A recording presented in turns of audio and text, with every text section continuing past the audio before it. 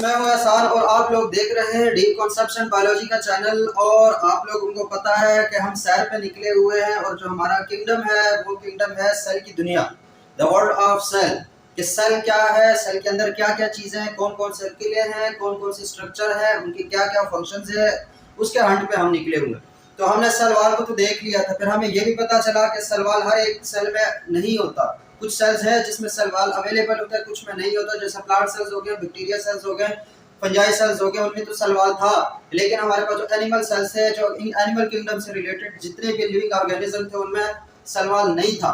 ठीक है, आज हम उसी को आगे बढ़ा रहे हैं। अगला जो हमारा टॉपिक है वो टॉपिक बहुत ही इम्पोर्टेंट है, और इम्पोर्टेंट इस वजह से है कि ये बैक्टीरिया से लेकर इंसानों तक सारे के सारे लिविंग ऑर्गेनिज्म के अंदर मौजूद होता है। और वो टॉपिक हमारे पास क्या है? Cell membrane. टॉपिक क्या है हमारे पास? Cell membrane.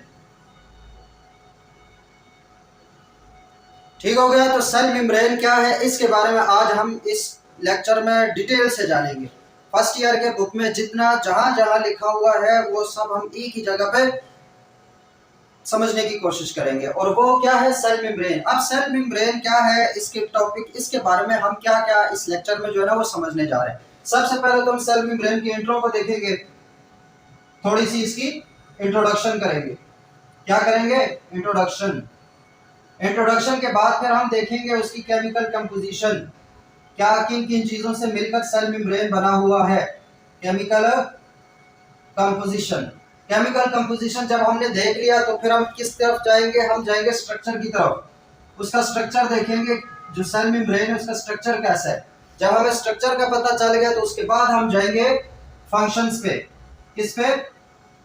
फंक्शंस पे। तो हमारे जो मेन टॉपिक्स इस टॉपिक के अंदर होने वाले हैं वो चार हैं: introduction, chemical composition of cell membrane, उसके बाद स्ट्रक्चर ऑफ सेल मेम्ब्रेन और फंक्शंस ऑफ सेल मेम्ब्रेन। तो समझ जाओ कि हमारा ये जो टॉपिक है वो चार हिस्सों में डिवाइडेड है। कितने हिस्सों में? चार हिस्सों में। इसके एक एक टॉपिक पे एक एक घंटा बोला जा सकता है, इसके एक एक स्ट्रक्चर पे एक एक घंटा बोला जा सकता है। लेकिन यहाँ पर हमने पहले बात की थी कि फर्स्ट ईयर में सारी बातें सरसरी हैं, ऊपर ऊपर से, उसके डीप में किसी में भी नहीं गए कि कौन सा काम कैसे हो रहा है, ज्यादा डीप में नहीं गए, बस समझाने की हद तक एक्सप्लेन हुआ। तो सबसे पहले हम देखेंगे कि what is cell membrane. Cell membrane क्या है? अब देखो, सेल मेम्ब्रेन इसके बहुत सारे नाम हैं। सेल मेम्ब्रेन भी इसी को बोलते हैं, प्लाज्मा मेम्ब्रेन हो तो वो भी इसी को बोलते हैं, सेल सरफेस मेम्ब्रेन हो तो वो भी इसी को बोलते हैं। उसके बाद अगर हिस्ट्री में देखा जाए तो प्लाज्मोलेमा जो है वो भी सेल मेम्ब्रेन को बोलते हैं। अब इस चारों नामों के पीछे भी बड़ी प्यारी हिस्ट्री है, बड़ी मजे वाली हिस्ट्री है, लेकिन हम उसके डीप में नहीं जाएंगे। तो क्या है इसके सेल मेम्ब्रेन के जो दूसरे नाम है वो क्या है? प्लाज्मा मेम्ब्रेन भी है, उसके बाद सेल सरफेस मेम्ब्रेन भी है, और उसके बाद प्लाज्मोलेमा भी है। फिर इसके और भी, मतलब अकॉर्डिंग टू सेल टाइप भी इसके नाम हो सकते हैं। मतलब अगर मसल सेल्स की बात करते हैं तो मसल सेल्स में इसी सेल मेम्ब्रेन को सार्कोलेमा बोलते हैं। इसी तरह हमारे पास अगर हम न्यूरॉन्स की बात करें तो जो एक्सॉन सेल की गिर्द मेम्ब्रेन होगी उसको एक्सोलेमा बोलेंगे। इसी तरह ओलेमा है। तो काफी सारे मतलब डिफरेंट टाइप्स के सेल होते जाएंगे, उसके लिहाज से इसी सेल मेम्ब्रेन का जो नाम है वो चेंज होता चला जाएगा। तो नाम कितने हैं जो हमने याद रखे हैं? Cell membrane, plasma membrane, plasmalemma, cell surface membrane. जब ये नाम आएगा तो इट्स मीन कि हम सेम जो है हमारे पास स्ट्रक्चर या जो सेम तरह की चीज है उसी को हम डिस्कस करने जा रहे हैं। इनकी जो कंपोजिशन है वो डिफरेंट हो सकती है। किसी में लिपिड ज्यादा होंगे, किसी में लिपिड कम होंगे, किसी में प्रोटीन ज्यादा है, किसी में प्रोटीन कम है, क्योंकि वही उसके फंक्शन डिफाइन करते हैं। तो हर जगह इसकी कंपोजिशन डिफरेंट हो सकती है, लेकिन तकरीबन जो फंक्शन है वो जितने भी मेम्ब्रेन है उनका कम होगा।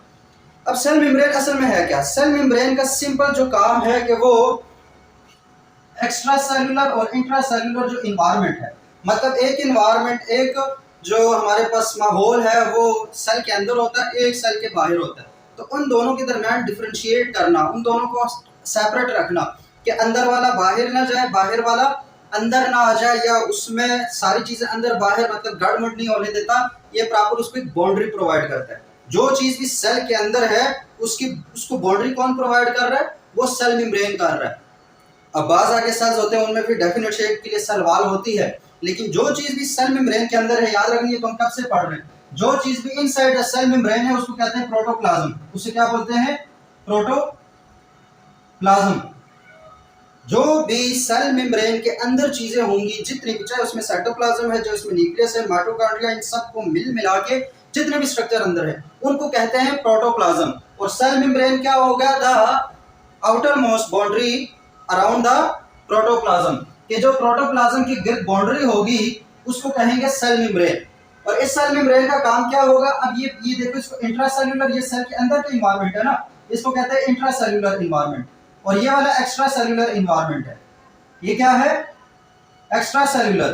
तो इस इंट्रासेल्यूलर और एक्स्ट्रा सेल्यूलर के दरमियान जो फर्क लाता है, जो डिफरेंशिएशन लाता है, जो सेपरेट उसको रखता है, वो स्ट्रक्चर हमारे पास कौन सा होता है? Cell membrane. इसी को फिर प्लाज्मा मेम्ब्रेन और इसी को प्लाज्मोलेमा, जो तुम लोगों की मर्जी है वो कह दो, लेकिन बेसिक काम क्या होगा? इंट्रासेल्यूलर और एक्स्ट्रा सेल्यूलर के दरमियान सेपरेशन कौन काज करता है? वो सेल मेम्ब्रेन काज करता है। कैसे काज करता है? इसके स्ट्रक्चर में ऐसी क्या खूबी है कि ये सेपरेशन काज करते हैं, वो हम आगे पढ़ेंगे। अभी तक तुम लोग सिर्फ जहन में ये रखो कि सेल मेम्ब्रेन क्या है? The outer most boundary around the protoplasm, वो हमारे पास सेल मेम्ब्रेन होगा। फिर बाद में, फिर सेल मेम्ब्रेन के बाद सेल वॉल हो सकती है, बाद में कैप्सूल हो सकती है, बाद में कुछ भी नहीं हो सकते। जैसे अगर हम अपनी बात करते हैं तो हमारे अंदर आउटर मोस्ट बाउंड्री है, वो क्या है? सेल मेम्ब्रेन है।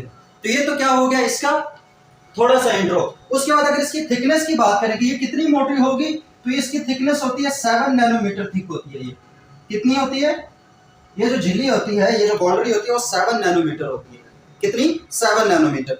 ये भी हो गया। उसके बाद इसका अगर फंक्शन देखें तो फंक्शन मैंने बता दिया कि ये कंट्रोल करता है बेसिकली। किसको कंट्रोल करता है?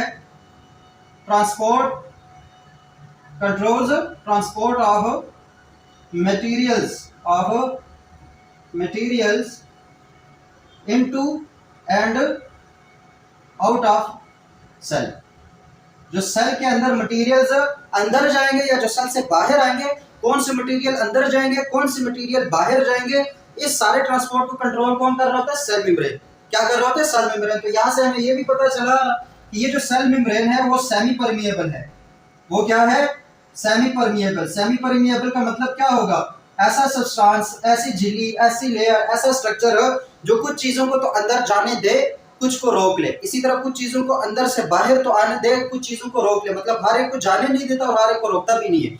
बाद में हम बड़े लेवल पे देखेंगे कौन सी चीजों को ये अंदर जाने देता है, कौन सी चीजों को अंदर नहीं जाने देता, किस तरीके से लेकर जाता है, किस तरीके से वापस लेकर आता है, वो बात की चीज है। लेकिन जो सेल मेम्ब्रेन का फंक्शन क्या है बेसिकली? एक तो सेपरेशन हो गई कि इंट्रासेल्यूलर एनवायरनमेंट को एक्स्ट्रा सेल्यूलर एनवायरनमेंट से सेपरेट रखता है। और इसी के अंदर से फिर ये भी डेफिनेशन बन सकती है, ये भी इसका फंक्शन होगा कि कंट्रोल करता है transport of materials into and out of the cell, के वो सेल के अंदर और बाहर के जो ट्रांसपोर्ट है उसको कंट्रोल में रखेगा।